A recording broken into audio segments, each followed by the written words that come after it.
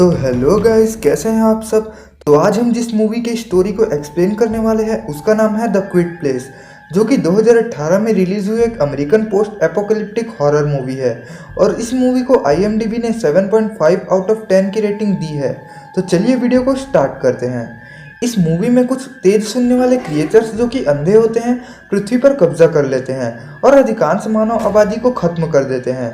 इस मूवी के main characters Abbott family, जिसमें एक माँ जिसका नाम एवलिन होता है, एक पिता जिसका नाम ली, उनकी बेटी रेगन जो कि बहरी होती है और उनके दो बेटे मार्कस और बीयू होते हैं। और ये फैमिली जंगल के बीचों बीच एक सुनसान जगह में रहते हैं। तो स्टोरी की शुरुआत होती है लगभग 89 दिन बाद, जब यह फैमिली कुछ मेडिकल सप्लाईज लेने सुपरमार्केट में जाते हैं। सामान लेते समय यह फैमिली इस बात का पूरा ख्याल रखते हैं कि एक भी आवाज़ ना हो, क्योंकि छोटी से छोटी आवाज़ आने पर वो भयानक क्रीचर्स लोगों को मार देते हैं। तभी एवलिन का सबसे छोटा बेटा बीयू को एक टॉय पसंद आती है और वह उस टॉय को निकालने में उसे गिरा देता है। लेकिन तभी रेगन आकर उस टॉय को पकड़ लेती है और नॉइस क्रिएट होने से बचा लेती है। इसके बाद बीयू अपने फादर के पास जाता है और उसका फादर ली उसे बोलता है कि अपनी मॉम को बुला लाओ। यह फैमिली इशारों से ही बात करती है और एक दूसरे के इशारों को अच्छे से समझ सकती है। इसके बाद रेगन अपने बैग में एक वीडियो कैमरा और कुछ और चीज़ें रखती है और जल्द ही एवलिन आ जाती है और कहती है कि शाम होने वाली है, हमें घर जाना चाहिए। तभी ली बीयू को देखता है जिसके हाथ में बैटरी वाला स्पेस शटल टॉय होता है।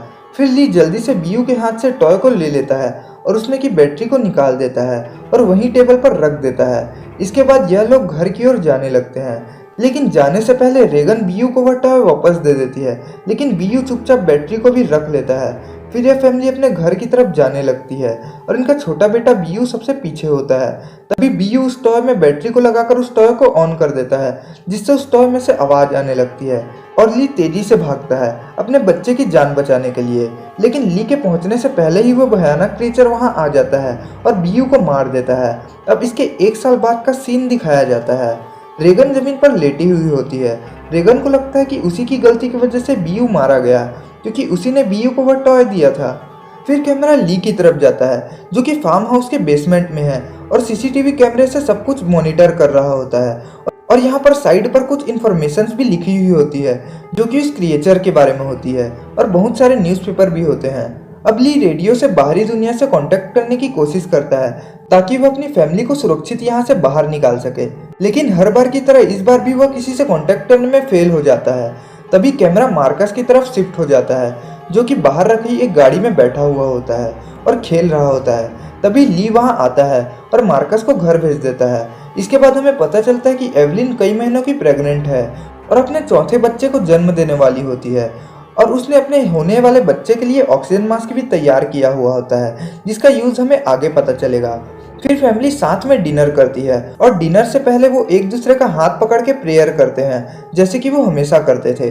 डिनर के बाद मार्कस और रेगन एक साथ खेलने लगते हैं। फिर खेलते समय गलती से मार्कस वहाँ रखी लालटेन को गिरा देता है, जिससे फर्श पर आग लग जाता है। लेकिन तभी ली आकर उस आग को बुझा देता है और सबको शांत रहने के लिए कहता है। लेकिन इस आवाज़ ने क्रिएचर्स को बुला लिया था, जिससे उनके छत में होने की आवाज़ सुनाई देती है और सब घबरा जाते हैं। फिर ली खिड़की से बाहर देखता है तो पता चलता है कि ये सिर्फ 2 रकून्स थे। फिर वह क्रिएचर वहां आकर इनमें से एक रकून को मार देता है।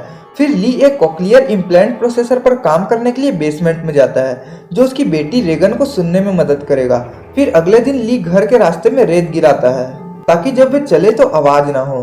तभी रेगन चुपके से बेसमेंट में जा रही होती है। तभी ली वहां आकर उसे रोक देता है। फिर रेगन नाराज हो जाती है और वहां से जाने लगती है। तभी ली उसे समझाता है कि तुम अभी बेसमेंट में नहीं जा सकती, क्योंकि तुम्हें पता है कि बेसमेंट में क्या है। फिर रेगन ली से कहती है कि मैं कोई छोटी बच्ची नहीं हूँ, मुझे पता है कि साउंड नहीं करनी है। इसके बाद ली उसे अपने हाथों से बनाई हुई कॉक्लियर इम्प्लांट प्रोसेसर एम्पलीफायर को देता है, लेकिन रेगन उसे लेने से इनकार कर देती है। फिर ली उस एम्पलीफायर को रेगन के हाथों में रखकर वहां से चला जाता है।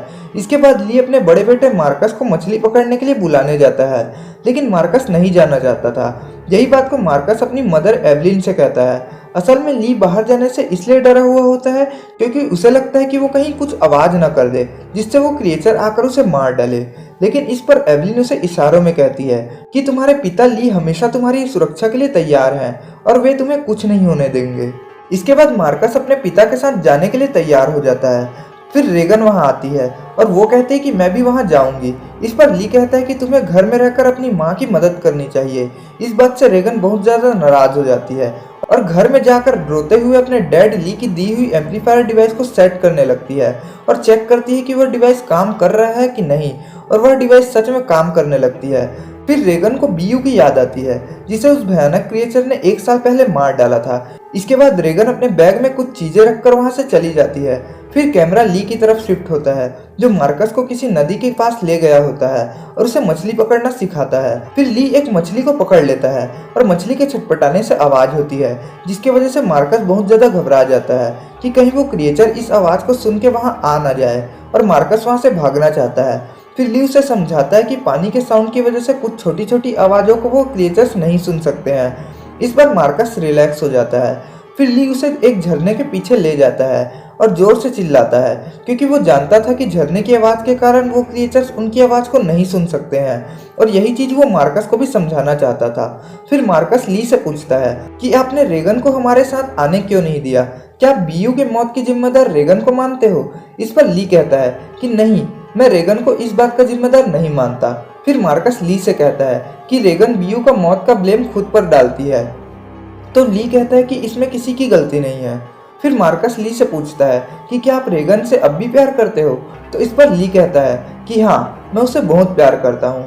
इसके बाद यह दोनों जंगल की ओर चले जाते हैं जहाँ इन्हें एक बूढ़ा आदमी मिलता है जो कि बहुत डरा हुआ होता है क्योंकि उस क्रिएचर ने उसकी वाइफ को मार डाला होता है जिसकी डेड बॉडी वहीं पे पड़ी हुई होती है। फिर ली उस बूढ़े आदमी को चुप रहने का इशारा करता है लेकिन वो बूढ़ा आदमी ली की बात ना मानकर और जोर से चिल्ला देता है। फिर हम देखते हैं कि वो भयानक क्रिएचर आकर उस बूढ़े आदमी को मार देता है और ली अपने बेटे मार्कस को लेकर एक पेड़ के पीछे छुप जाता है।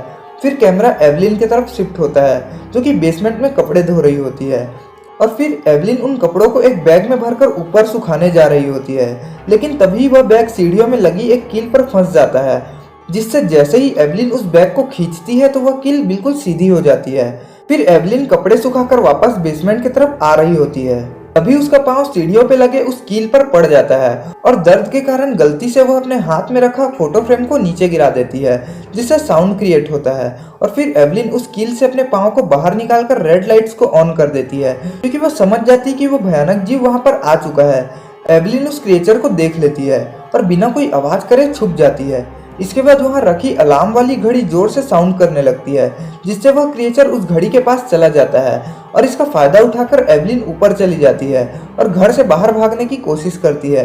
लेकिन तभी उसे एक और क्रिएचर दिखाई देता है जो घर के बाहर होता है। कुछ देर बाद ली और मार्कस भी घर के बाहर आ जाते हैं, लेकिन घर के बाहर रेड लाइट को जलते हुए देखकर ली समझ जाता है कि वो क्रिएचर्स घर में है। इसके बाद ली मार्कस को एक टॉर्च देता है और घर के बाहर रखी हुई रॉकेट्स को जलाने भेजता है ताकि रॉकेट के जलने से साउंड क्रिएट हो और वे क्रिएचर्स घर के बाहर आ जाएं। फिर मार्कस जल्दी से जाकर उन रॉकेट्स को जलाता है जिससे बहुत तेज आवाज होती है और वे क्रिएचर्स आवाज को सुनकर आवाज के पीछे भाग जाता है। फिर ली अपने हाथ में एक गन लेकर घर में जाता है और अपनी वाइफ को खोजने लगता है, और फिर ली अपनी वाइफ के पास पहुंच जाता है और देखता है कि उसकी वाइफ सुरक्षित और उसके हाथ में एक न्यूबॉर्न बेबी है। दूसरी तरफ मार्कस घर के बाहर टॉर्च लिए होता है। उसी समय उसे क्रिएचर के वहां होने की आहट मिलती है। इसके बाद मार्कस टॉर्च के साथ जंगल की तरफ भागने लगता है, लेकिन फिर मार्कस का पैर किसी चीज से टकरा जाता है और वह गिर जाता है। फिर अंधेरे में रेगन वहां पहुंच जाती है। उसे मार्कस की टॉर्च वहां पड़ी हुई नजर आती है। इसके बाद वह क्रिएचर रेगन के पीछे आकर खड़ा हो जाता है, लेकिन तभी रेगन का हियरिंग इम्प्लांट एम्पलीफायर मशीन एक साउंड निकालने लगता है जिसका पिच हाई होने के कारण उस क्रिएचर को बहुत ज्यादा दर्द होने लगता है और वह क्रिएचर वहां से चला जाता है। फिर रेगन वहां मार्कस को देख लेती है। वहीं दूसरी तरफ एवलिन और ली का न्यूबॉर्न बेबी रोने लगता है और ली उसे ऑक्सीजन मास्क लगाकर एक साउंड प्रूफ बॉक्स में बंद कर देता है ताकि उस बच्चे की आवाज सुनकर क्रिएचर वहां न आ जाए। फिर एवलिन मार्कस और रेगन के बारे में ली से पूछती है। इस पर ली एवलिन से कहता है कि वो दोनों यहाँ भी होंगे, सुरक्षित होंगे। फिर एवलिन ली से कहती है कि तुम मुझसे प्रॉमिस करो कि मेरे दोनों बच्चों को सुरक्षित घर ले आओगे। फिर ली बाहर मार्कस और रेगन को ढूंढने के लिए चला जाता है। फिर हम देखते हैं कि एक टूटी हुई पाइप से पानी बह रहा होता है और वह पानी बेसमेंट में जाने लगता है।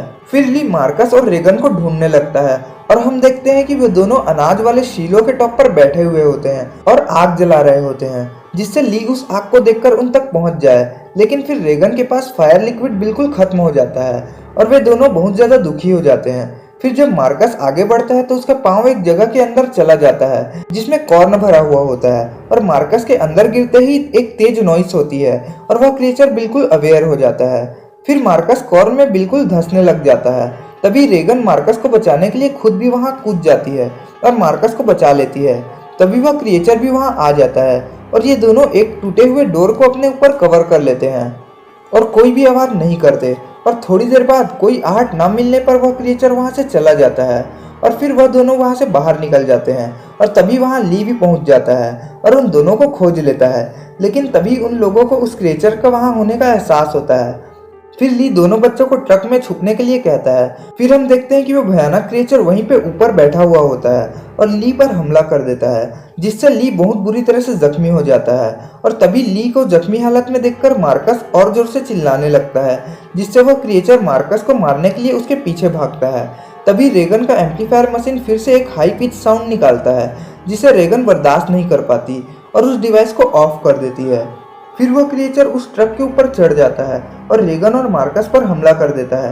तभी फादर ली खड़ा होता है और अपनी बेटी रेगन की तरफ देखकर उसे इशारा करता है और कहता है कि मैं तुमसे बहुत प्यार करता हूँ और मैंने तुम्हें हमेशा प्यार किया है। इसके बाद ली खुद को सेक्रीफाइस करने और अपने बच्चों को बचाने के लिए जोर से चिल्लाता है, जिससे वह क्रिएचर ली की आवाज़ सुनकर उस पर अटैक कर देता है और उसे मार देता है। और यह सब चीज़ें एवलिन भी सीसीटीवी से देख रही होती है और बहुत ही ज़्यादा उदास हो जाती है। फिर एवलिन हाथ में गन लिए हुए अपने दोनों बच्चों को घर में ले आती है।